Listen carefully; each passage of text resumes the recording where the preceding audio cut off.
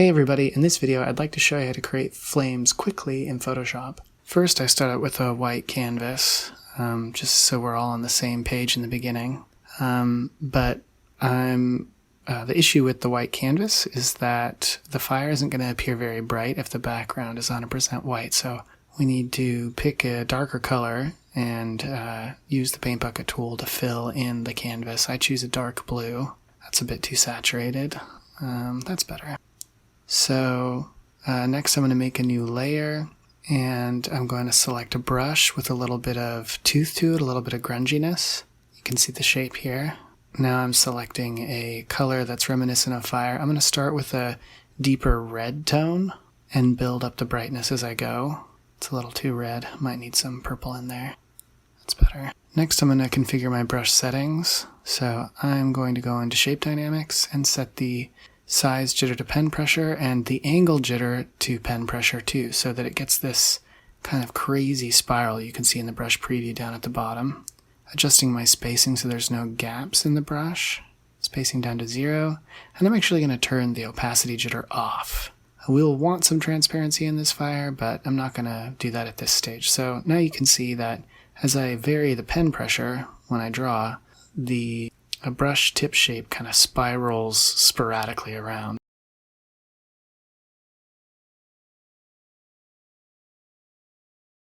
Now I'm going to cut into this shape with the eraser. I've set the settings to be very similar on the eraser, same brush tip shape.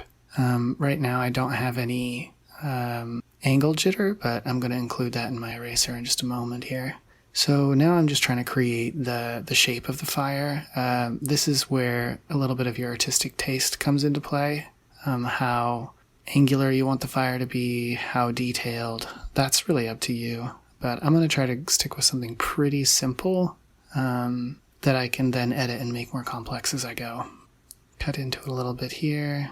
Try to get some big, medium, and small shapes for variety. Now what I'm doing is I'm hitting this pixel lock button, which looks like a little checkerboard. I'm going to select my gradient tool, and I'm going to pick a darker version of this orangish reddish color I have here, and click and drag from the top down to make a gradient so that it gets brighter towards the bottom. And as the color gets darker, it's going to get a little bit more purple as well. And next I will pick a yellow color and brighten it up from the bottom. So now you're starting to see it feels like the heat is emitting from the bottom of this flame. Now I'm going to create a new layer, and with the lasso tool, I'm going to create several sort of spiky, wavy shapes for the hot yellow flames that you see in the center of the fire. I'm holding down Shift to create multiple shapes, and it's okay to go a little bit crazy with these shapes. They don't have to be perfect. It's okay if there's some weird angles and some strange overlap.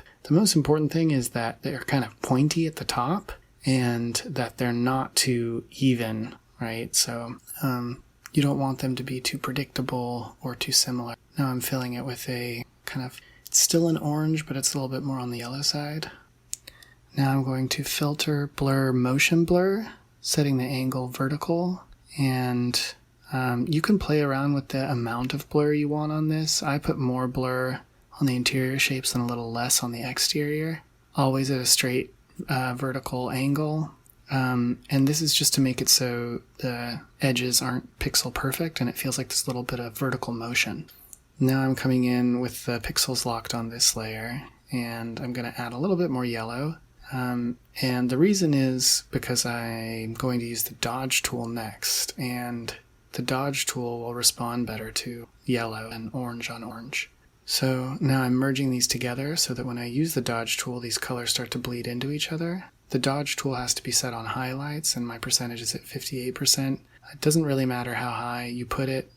The important thing here is that you want the Dodge to create this overexposed look so that the vibrancy of the fire is very, very obvious. The yellow feels hot and is bleeding into the orange. I'm going to go to Edit, Free Transform, right-click and say Warp, and this little lattice appears on top of our pixels, and now we can click and drag and move this around. So we can warp these flames into any shape that we want. You'll notice that I've actually duplicated this layer. There's a layer just below it. as well. So I've saved my original flames, and I can really just bend the heck out of this one. Hitting Control H hides the lattice. It's still there, but it's hidden, so now I can see the fire more clearly. I'm motion blurring this after I found a shape I like, so it doesn't have those clean edges anymore. I'm going to duplicate this layer again, unhide it, and do the same thing.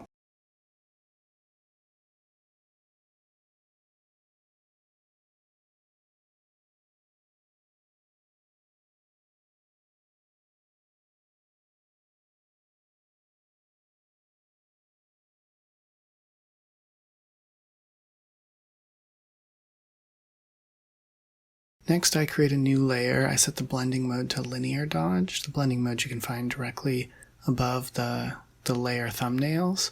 And with a big soft brush, I'm starting to add these kind of glowing values. Linear dodge will brighten up the surfaces. Not only does that create a sense of brightness, but it also makes the pixels that are bright blend and blur together. So I could just select an orange color and paint directly on this on a normal layer, normal blending mode, but that would occlude a lot of the pixels. This blending mode lets the bright pixels beneath this layer shine through. So I'm experimenting with various kinds of dodges and linear dodges, and using a soft brush to really try and brighten up the image and create a glow. That's looking a little bit better. And to finish up, I'm just going to put a ground plane behind this, and there you have it. Thanks for watching. I hope you enjoyed the video, and I hope this process proves useful.